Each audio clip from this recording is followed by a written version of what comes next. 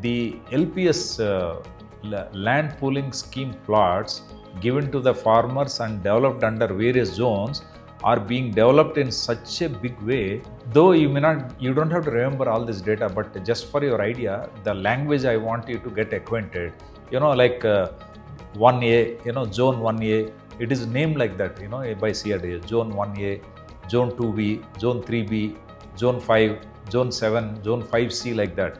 For example, zone 3B, you'll be surprised to know that it is 1,000 acres comprising. That 3B zone is comprising 1,000 acres spread over 4 blocks.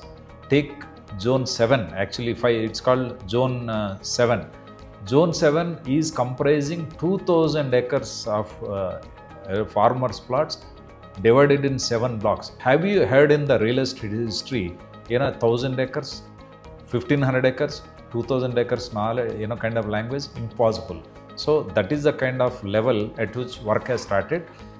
All the zones, of farmers, LPS plots, blocks, contracts have been already awarded to various companies. They have started work, in right earnest. Of course, in the beginning they were slow because of the last year rains and lot of, they were getting ready for act. Plus, now that the fate is fixed, the speed has picked up, and it is so much where I would encourage that when you come to Amaravati next time, please take a drive. You will find that all the companies which have been awarded contracts have already started working on underground drainage facilities and a lot of other infrastructure facilities of the plots. So that is going on. In my earlier updates, I mentioned constituting flood management of Amaravati, rainwater and flood management.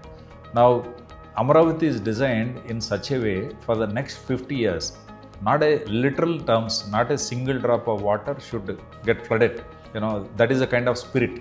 So, towards that spirit, when you travel to Amaravati, please go and watch this gravity canal. It's comprising what?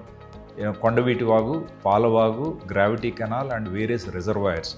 So, for example, take a drive, along with this gravity canal, which is coming across 7 kilometers length. You'll be surprised to see that the width of the bottom is 40 meters and the top width of the canal is 110 meters. Nobody would have dreamt that 300 feet you will have, the width of the top side of the canal. And not only that, both sides of the canal, there are 20-meter buffer zones given. Next to the buffer zones, cycling tracks and walking tracks have been laid, so making it a real blue and green city, true to the spirit of the word what CM or the government has thought about it. And that is the kind of work which is going on.